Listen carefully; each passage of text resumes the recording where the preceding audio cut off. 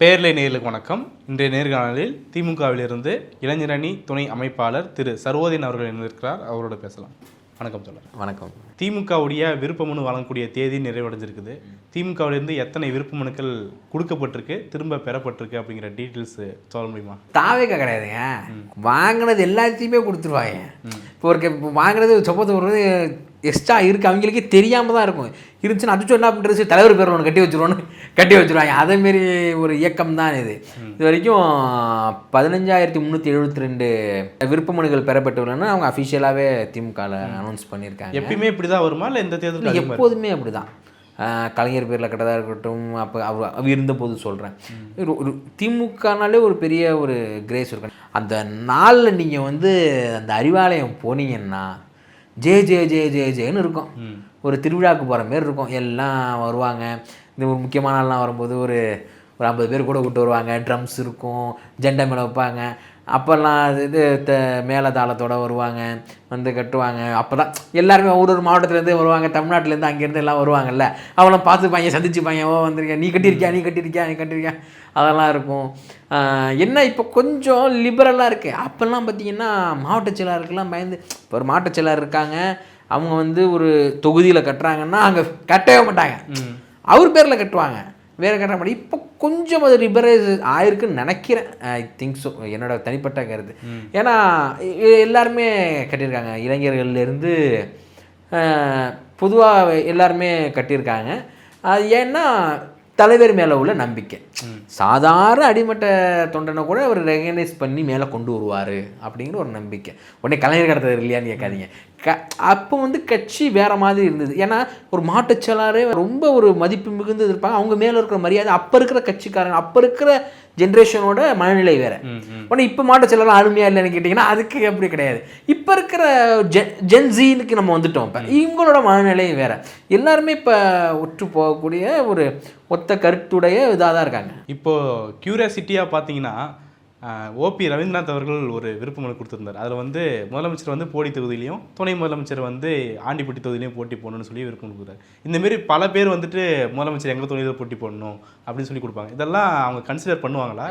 நாங்கள் கூட தான் எங்கள் தொகுதியில் துணை முதலமைச்சர் போட்டிடணும்னு கட்டியிருக்கோம். அது அப்படின்னா அது எல்லாருக்குமே ஆசை தானே. இப்போ அவங்க தொகுதியில் முதலமைச்சர் தொகுதி, துணை முதலமைச்சர் தொகுதி அப்படின்னா அது ஒரு சந்தோஷம் தானே. எல்லாருமே கட்டுவாங்க. முதலமைச்சர் பேர்லேயே கிட்டத்தட்ட 1472 விருப்ப மனு கட்டியிருக்காங்க. இந்த 15,372 1400 முதலமைச்சர் பேரில் தானே கட்டியிருக்காங்க. என் தொகுதியில் முதலமைச்சர் போட்டேன்னா அந்த தொண்டனுக்குள்ள ஆசை தானே. அதுமாரி அது இருக்க தான் செய்யும். அது உங்களுக்குள்ளேயே இப்போ 15,000 விருப்ப மனுக்கள் வந்திருக்குன்னு சொல்கிறீங்க. இப்போ பார்த்தீங்கன்னா கட்சிகள் நிறைய சேர ஆரம்பிச்சிருக்காங்க. இப்போது 1-2 சீட்டு கேட்குற கட்சிகளை நிறைய இருக்குதா பார்க்க முடியுது. இதை எப்படி சமாளிக்க போகிறீங்க? ஏன்னா தொகுதி பங்கீடுகள் இருக்குது. இப்போ காங்கிரஸ் 28 தொகுதியில் ஒதுக்கியாச்சு, இன்னும் பல கட்சிகள் இருக்குது. எல்லாருக்கும் தொகுதிகளை பிரித்து கொடுக்கணும். எல்லோரும் விருப்ப மனு கொடுத்துருக்காங்க, போட்டி போடணும்னு ஆசைப்பட்றாங்க. அப்போது சில பேர் ஏமாந்து போகலாம், நம்மளால் போட்டி போட முடியல அப்படின்னு சொல்லி. இப்போ உங்கள் தொகுதினா கூட மயிலாடுதுறை தொகுதியில் காங்கிரஸ் கொடுத்து வாய்ப்பு இருக்குது. அப்போ காங்கிரஸுக்கு இங்கே நம்ம போன வாட்டி காங்கிரஸ் போட்டி போட்டுச்சு, இந்த வாட்டி திமுக நாம் போட்டி போடணும்னு சொல்லி திமுக யாரும் ஆசைப்படலாம். இப்போ இந்த மனக்கசப்புகளை இந்த விஷயத்தை எப்படி சமாளிக்க போகுது திமுக? இது கசப்பாலாம் இருக்காது. அது எல்லாருமே அது பேசிக் ரூல்ஸ், அவங்க நாம்ஸ் வச்சுருப்பாங்க. அதில் இப்போ இப்போ காங்கிரஸுக்கோ இல்லை வேறு நீ எந்த கூட்டணி கட்சி கொடுத்தாலும் கட்டின பணத்தை ரிட்டர்ன் பண்ணுவாங்க. அது இது இருக்குது. பட் அதுக்காக சொல்லலை. இவங்களுக்கு இது இருக்காது. இப்போ எதிர்பார்த்து தான் கட்டுவாங்க. இப்போ திமுக, இப்போ எங்களுக்கு மயிலாடுதுறையிலே திமுக போட்டி போடணும்னு ஆசை தான், இல்லைன்னுலாம் சொல்ல மாட்டோமே. திமுக நீ ஒரு திமுக காரனை போய் கேட்டால் எந்த கூட்டணி கட்சி இப்போ இருக்க ஒரு ரொம்ப இதாக இருக்கிற எந்த தொகுதியாக இருந்தாலுமே திமுக போட்டி போடணும் தான் அவங்க ஆசைப்படுவாங்க. அது அவங்களோட உரிமைங்க. ஆமாம், ஆசைப்படுறது நியாயம் தானே. இப்போ நாங்கள் கிரவுண்டில் வேலை செய்கிறது யார்? நீங்கள் எந்த கூட்டணி கட்சிக்கு வேணால் கொடுங்க, அங்கே கிரவுண்டில் போய் வேலை செய்ய போகிறது யார்? திமுக தானே. ஏன்னா இண்டிவிஜுவலாக ஒரு கட்சி கிட்டத்தட்ட ஒரு பூத்தில் இருக்கிற 40% பேர் தன்னோட உறுப்பினராக வச்சுருக்கிற ஒரு கட்சி, இத்தனை பேர் தான் எனக்கு ஓட்டு போட போகிறான்னு உங்களுக்கு தெரியும்.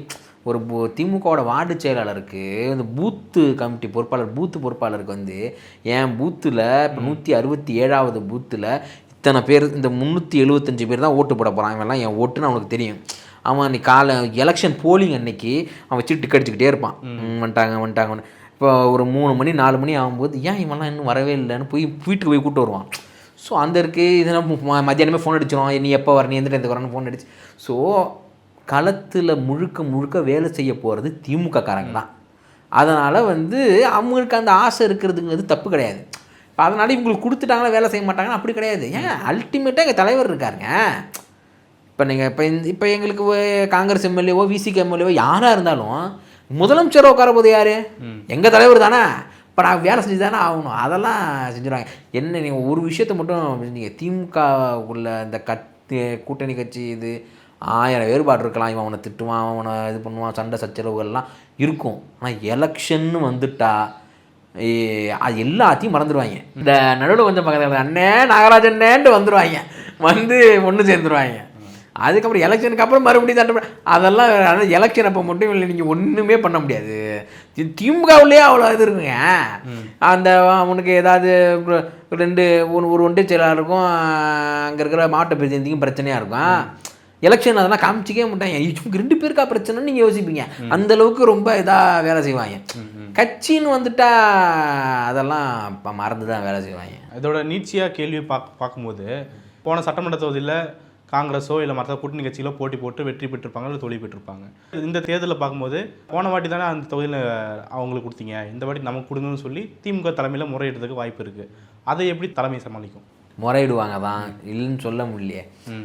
தலைவர் சொல்கிறத நம்ம கேட்க வேண்டியதான். அவர் ஏன்னா நம்ம ஒன்று திங்க் பண்ணுவோம். இதை எல்லாத்தையும் தாண்டி பேர்ட்ஸ் ஆங்கிள் ஆஃப் வியூலேருந்து அவர் பார்க்குறாரு.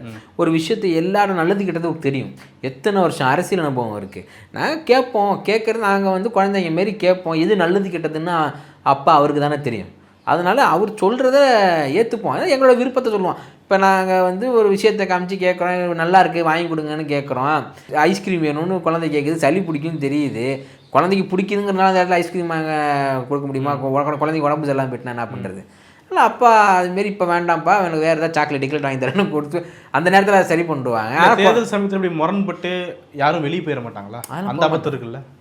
வாய்ப்பே கிடையாதுங்க. அதெல்லாம் அப்படிலாம் நடந்தது திமுகவில் வரலாறே கிடையாது. இனிதான் நான் தான் முன்னாடியே சொன்னேனே, இவன் நீங்கள் பார்த்தீங்கன்னா விரோதி மாரி இருப்பாங்க. நீ இவனா நான் ஒன்றா இருக்கான்னு நீங்கள் யோசிப்பீங்க. இந்த எலெக்ஷன் டயத்தில் இந்த பிரச்சாரம் டைம் அந்த ஒரு 20 நாள் 15 நாள் இருக்கும் பாருங்கள். அந்த நேரத்தில் அவன் வேலை செய்வாங்க பாருங்கள். நீங்கள் வந்து அடிப்படி தடாருவோம். நேருக்கு நேரம் அவன் கல்யாணத்துக்கு வந்தால் கூட நேருக்கு பார்த்துக்க மாட்டான். அவன் வந்து 2 பேரும் ஒன்றா வேலை செய்ய வேண்டிய சூழ்நிலை இருக்கும். அப்போல்லாம் மூஞ்செல்லாத்துக்கு வச்சு அப்போல்லாம் ஒன்றா தான் வேலை செஞ்சுருப்பாங்க. திரும்பி முடிஞ்சானே திரும்பி பழைய மாரி சண்டை போடுவேன் தவிர அந்த எலெக்ஷன் அப்போ மட்டும் விட்டு கொடுத்துக்கவே மாட்டாங்க திமுக. இல்லை இந்த முரண்பாடெலாம் சொல்கிறீங்களே, கூட்டணி கட்சிகள் போட்டி போடும்போது இந்த தொகுதிக்கு நாம் இவங்க கூட ஏன் சமரசம் பண்ணிட்டு நம்ம வேலை போகணும் அந்த ஒரு மைண்ட் செட் வந்துடாதா? பண்ண மாட்டாங்க, அவங்களுக்கே தெரிஞ்சிடும். இந்த பேச்செல்லாம் பேசுகிறாங்கல்ல இந்த காங்கிரஸ்லேருந்து ஒரு சில பேர் வந்து சும்மா அந்த கதையெல்லாம் பேசிக்கிட்டு இருக்காங்கல்ல, அவங்களுக்கு பவர் இருக்குது, இவங்களுக்கு 2ஆம் இடத்துக்கு இவங்க வருவாங்கன்னு. எலெக்ஷன் அப்போ அவங்களோட மைண்ட் செட்லாம் நீங்கள் பாருங்கள். திமுக காரன்லாம் அப்போலாம் எடுத்து பேசவே மாட்டாங்க. ஏன்னா ஓட்டு கிராப் பண்ணி கொண்டு போது இவன் தாங்கிறது அவங்களுக்கு தெரியும். அந்த நேரத்துலலாம் ரொம்ப அமைதியாக, ரொம்ப சாதுவாக, ரொம்ப ஒரு இலகன மனசாக, ரொம்ப சாஃப்ட் கார்னராக இருப்பாங்க. அவங்க நீங்கள் அந்த இடத்துல பார்க்குறதே கொஞ்சம் போல் அவ்வளோ அழகாக இருக்கும். அதேமாரி தான் நடந்துப்பாங்களே தவிர அவங்களுக்கு தெரியுங்க. தெரியும் இந்த எலெக்ஷன் டயத்தில் முழுக்க களத்துலன்னு நமக்கு வேலை செஞ்சு நம்மளை ஜெயிக்க வைக்க போகிறது திமுக காரங்கன்னு தான் அவங்களுக்கு தெரியும். அந்த நேரத்துலலாம் இதெல்லாம் பிக்குலாம் பண்ணவே மாட்டாங்க. திமுக காரங்களும் சரி, அவங்க நீங்கள் எவ்வளோக்கு நீங்கள் ப்ளசண்ட்டாக வச்சுருக்கீங்களோ அவ்வளோக்குள்ள உங்களுக்கு நல்லதுன்னு அவங்களுக்கே தெரியும். அது பண்ண மாட்டாங்க. நீங்கள் விருப்ப மனு பார்த்தீங்களா? இப்போது ட்ரெடிஷ்னலாகவே இருக்கிறதா இருக்குதா இல்லை புதிய மாற்றங்கள் ஏதாவது செய்யப்படுங்க? என்னென்ன கேள்விலாம் கேட்பாங்க? இல்லை ரெகுலராக உள்ளது தான். எப்போதுமே திமுக அது ஒரு பேட்டர்னு தான் இருக்கும். பேர் என்னப்பா, பொறுப்பில் இருக்கீங்க, கட்சியில் பொறுப்பில் இருக்கீங்க, வேறு ஏதாவது அமைப்பு வேறு ஏதாவது இதில் பொறுப்பில் இருக்கீங்களா, கட்சிக்காக சிறைக்கு போயிருக்கீங்களா, அது மாதிரியான கேள்விகள் நிறையா இருக்கும். அப்படி சிறைக்கு போயிருந்தால் வழக்கு ஆயிருக்கா, தண்டனை ஆயிருக்கா, இதாயிருக்கா, நிறையா அது கேள்வி கேட்டிருப்பாங்க. அதோட டீட்டெயில்ஸ் கேட்டிருப்பாங்க. பேசிக் எந்த ஒன்றியம், வார்டு, கிளை அதெல்லாம் கேட்டு திமுக உறுப்பினர் கார்டு நம்பரு அதெல்லாம் பேசிக், அதுக்கப்புறம் ஃபோட்டோ கேட்பாங்க. அதெல்லாம் கேட்டு கொடுக்குறது தான். தாவேக்காவில் பார்த்தீங்கன்னா அந்த விருப்ப மனுவில் வந்து தாவேக்காவுக்காக போராட்டம் நடத்தி நீங்கள் ஜெயிலுக்கு போயிருக்கீங்களா அப்படிங்கிற மாதிரியான கேள்விகள் யூனிக்காக இருந்துச்சு. அந்த மாதிரி நீங்கள் தான் என்ன பண்ணிருப்பாங்க, திமுக விருப்ப மனு எப்படி இருக்குன்னு பார்த்துருப்பாங்க, பார்த்துட்டு போட்டிருப்பாங்க. ஏன்னா 1 வருஷம் 1.5 வருஷத்தில் நீ என்ன நிப்பார், நீ தலைவரே வரமாட்டேங்கிறான் வெளில, வேரில் விட்டு எண்ணிடலாம் 1 2 3 இத்தனை அவனை கால் சீட்டு கொடுத்து அரசியல் பண்ணிட்டு இருக்காங்க. இவ்வளோ என்ன அவனை போராட்டம் நடத்தி வெளில உள்ளே போகிறாங்க. சும்மா இதை பார்த்து விருப்ப மனுன்னு ஒன்று தயார் பண்ணணும்னு சொல்லியிருப்பாங்க போல இருக்குங்க. ப்ரெஸ்ஸில் போய் மாரி விருப்ப மனு கொடுக்க போகிறோம், பண்ணி கொடுங்க, இத்தனாயிரம் விருப்ப மனுன்னொன்னே சரின்ட்டு அவன் பொதுவாக கட்சிகளுக்கு ஒரு பாரம்பரியம் கட்சியெல்லாம் எப்படி இருக்குமோ, ஒரு திமுக விருப்ப மனு, ஒரு அதிமுக விருப்ப மனு, ஒரு காங்கிரஸ் விருப்ப மனு, ஒரு மதிமுக விருப்ப மனுலாம் எப்படி இருக்கோ அதுமாரி அவன் பாவம் அவன் கொடுத்துட்டான். இவங்களோட மென்டாலிட்டி உங்களுக்கு தெரியாதுல்ல, அதனால் உள்ளது தான். அதெல்லாம் சும்மா இதை பார்த்து போடுறது தானே. அவங்களுக்கு விருப்பம்னே தெரியாதுங்க. நீங்கள் 100 உடனே வாங்கிட்டான், என்ன நான் சொல்கிறது, திரும்பி கட்டுறதுக்கு 10,000 ரூபாய் எத்தனை பேர் கொடுத்தாங்க, இன்னி வரைக்கும் அது கணக்கே எவ்வளோ சொல்ல மாட்டேங்கிறாங்க பாருங்க. அதெல்லாம் தெரியாது. அவங்க திமுக என்ன நாம்ஸ் இருக்குது, கொடுக்கும்போது எவ்வளோ, இல்லை திருப்பி விருப்ப மனு வாங்கும்போது 1000 ரூபாய் பணம் கட்டி வாங்கணும். கொடுக்கும்போது வந்து பொது தொகுதியாக இருந்துச்சுன்னா 25,000 ரூபாய், தனித்தொகுதியாகவோ இல்லை பெண்கள் விருப்ப மனுக்குன்னா உங்களுக்கு 15,000 ரூபாய். கடந்த நாடாளுமன்ற தேர்தலில் பார்த்தீங்கன்னா இளைஞரணி குறிப்பாக உதயநிதி ஸ்டாலின் அவருடைய தாக்கம் இருந்தது. அதனால தான் பொள்ளாச்சி எம்பி ஆகட்டும், இல்லை 2-3 எம்பி ஆகட்டும், எல்லாம் அதிலேருந்து வந்தவங்க தான், அந்த கோட்டாலேருந்து வந்தவங்க தான் அப்படின்னு சொல்லப்பட்டது. இப்போது இந்த சட்டமன்ற தேர்தலில் அதே மாதிரியான தாக்கம் இருக்குமா, எப்படி பார்க்குறது? சொல்லியிருக்காங்க மாண்புமிகு துணை முதலமைச்சர் அன்புக்குரிய அண்ணன் அவர்கள் சொல்லியிருக்காங்க, இதுமாரி இளைஞர்களுக்கான வாய்ப்பை வந்து கண்டிப்பாக பெற்றுக் கொடுப்போம் அப்படின்னு சொல்லியிருக்காங்க. யாருக்கு என்ன எப்போ செய்யணுங்கிறது அண்ணனுக்கு தெரியுங்க. அவங்க ஏன்னா ஒரு நிர்வாகி இண்டிவிஜுவலாக அவங்களுக்கு தெரியும். இப்போ மாவட்ட அமைப்பாளர் துணை அமைப்பாளர்லாம் கிட்டன்னு போட்டதே அவங்க தான். யார் யார் இவங்க, ஓ அப்படியா இவங்க, ஏன்னா திமுகவில் ஒரு இந்த இளைஞரணிக்கு ஒரு ப்ரிவிலேஜ் உண்டு. என்னென்னா பொதுவாக திமுகவில் இருக்கிற சார்பணியோட மாவட்ட அமைப்பாளர்களுக்கு தான் பொதுக்குழு அந்தஸ்துன்னு உண்டு. ஆனால் இளைஞரணிக்கு மட்டும் துணை அமைப்பாளர்களுக்கும் பொதுக்குழு அந்தஸ்து உண்டு. ஸோ அப்படின்னா அது இப்போ ரொம்ப பார்த்து தான் போடுவாங்க. அதனால் ஒரு ஆளையும் அந்த 500 பேர் சொச்சம் இருக்கும் தமிழ்நாடு முழுக்க, அந்த 500 பேரையும் வந்து உதயானனை வந்து பார்த்து அவரே இண்டிவிஜுவலாக போட்டது தான். 500 பேர்னா 500 பேரில் ஒருத்தர் மட்டுமே கிடையாது, அதுக்கு வந்து 2-3 போட்டியாளர்கள் இருப்பாங்க. அந்த போட்டியாளர்கள் வச்சு எப்படி நீங்கள் ஸ்க்ரூட்டினி பண்ணுவீங்க, எப்படி ஸ்க்ரூட்டினி பண்ணி செலக்ட் பண்ணுவீங்க? அது அண்ணன் பார்த்து பாருங்க. இப்போ நம்ம வந்து அவங்களுக்கு கொடுத்துற வேலையை அவங்கவுங்க எல்லாருமே செய்வாங்க. இதில் யார் பெஸ்ட்டு, யார் உண்மையிலேயே பொட்டன்ஷியல், யார் கேப்பபிளான ஆள் அப்படிங்கிறது வந்து முழுசு இளைஞரணி செயலாளர் அவர்களோடது. அது வந்து அவங்க பார்த்து செய்கிற இடத்துல அவங்க இருக்காங்க. அவங்களுக்கு எல்லாமே தெரியும். அவங்களுக்கு தெரியாமல் ஒரு அணுவும் இளைஞர்களில் அசையாது. மாரி இளைஞர் நிர்வாகிகளோட செயல்பாடும் அப் டு டேட்டில் அவங்க இருப்பாங்க, அப்டேட்லேயே இருப்பாங்க. இவங்க வந்து இந்த நிகழ்ச்சி பண்ணியிருக்காங்க, அந்த இது பண்ணியிருக்காங்க, இவங்க இது பண்ணியிருக்காங்க, இந்த கூட்டத்துக்கு வந்திருக்காங்க, அந்த மாநாட்டுக்கு போய் வேலை செஞ்சுருக்காங்க, இந்த பிறந்தநாள் நிகழ்ச்சி எல்லாம் இவங்க பண்ணியிருக்காங்கிற வரைக்கும் they has a data base about the 500 individuals பற்றி அவங்களுக்கு தெரியும். அதனால் அதை பற்றி எல்லாம் அண்ணன் பார்த்துப்பாங்க நமக்கு. ரைட். இப்போது மாநிலங்களவை வேட்புமனு வரும்போது கான்ஸ்டன்டன் அவர்களுடைய பேர் அடிபட்டுச்சு. இப்போ கூடவே பார்த்தீங்கன்னா இளைஞரனுடைய துணை செயலாளரான ஜோயல் அவருடைய பேரும் அடிபட்டுச்சு. அப்போ அங்கே வரைக்கும் டாக்ஸ் போயிட்டுருக்கா? மேபி விருப்பம் இருந்திருக்கலாம், இல்லைன்னு சரியாக தெரியல. ஆனால் அவங்களுக்கு என்ன செய்யணுங்கிறது வந்து மாண்புமிகு துணை முதலமைச்சர்களுக்கு தெரியும். அவர்களுக்கான வாய்ப்பு எங்கே கொடுக்கணுமோ கண்டிப்பாக பேசி பெற்றுத்தரக்கூடிய ஒரு இடத்துல அண்ணன் நிச்சயமாக இருக்காங்க. அவங்க வந்து ஒரு இளைஞர்களுக்கு ஒரு வாக்குறுதி கொடுத்துருவாங்க, நிச்சயமாக அதை நிறைவேற்றுவாங்க. ஃப்யூச்சரே அவங்க தானேங்க. இப்போ இளைஞர்கள் இருந்தவங்க தான் இன்றைக்கி பல பேர் எம்எல்ஏக்களாகவும் எம்பிக்களாகவும் மாவட்ட செயலாளர்களாகவும் முந்தைய செயலாளர்களாகவும் இருக்காங்க. So the parties future is the youth wing.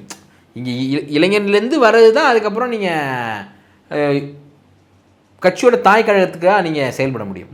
ஏன்னா அதனால தான் நீங்கள் ஒரு இளைஞனுக்கு ஒரு ப்ரிவிலேஜ் சொன்னேன் இல்லையா, அந்த ப்ரிவிலேஜோடு சேர்ந்து ஒர்க்கு ப்ரெஷரும் அதிகமாக இருக்கும். இதில் வந்து ஒர்க் லோடும் ஜாஸ்தியான ஒரு அணி தான் இளைஞரணி. ஏன்னா கேள்வி கேட்பாங்க, கண்காணிப்பாங்க, மினிட் புக் உண்டு. துணை அமைப்பாளர்களுக்கும் அமைப்பாளருக்கு மட்டும்தான் மினிட் புக் உண்டு, துணை அமைப்பாளருக்கு உண்டு. நேரடியாக துணை முதலமைச்சர் வாங்கி பார்ப்பாங்க, என்னோடதெல்லாம் வாங்கி பார்த்துருக்காங்க. என்னென்ன ஒர்க் அதெல்லாம் 6 மாதத்துக்கு ஒரு டைமு மீட்டிங் போடுவாங்க. குறைந்தது மாதம் ஒரு டைம் இப்போலாம் போட்டுக்கிட்டு இருக்காங்க, போட்டு பேசிக்கிட்டு இருக்காங்க. இப்போ கடைசியாக மதுரைக்கு போய்ட்டு வந்தோம், போட்டு பேசிக்கிட்டு இருக்காங்க. ஸோ அதிக வேலைப்பளு இருக்கக்கூடிய ஒரு அணியும் இளைஞரணி தான். ஸோ அதனால் அது அவர்களுக்கான வாய்ப்பை எந்த இடத்துல பெற்றுத்தர முடியுமோ அதை கண்டிப்பாக இளைஞரணி செயலாளர்கள் கண்டிப்பாக செய்கிறாங்க. அதனால் இளைஞர்கள் எல்லாம் நான் ஒரு பின்னாடி அணிதிரண்டு நிற்கிறாங்க. பல்வேறு விஷயங்களை பார்த்துட்டீங்க, மிக்க நன்றி. நன்றி.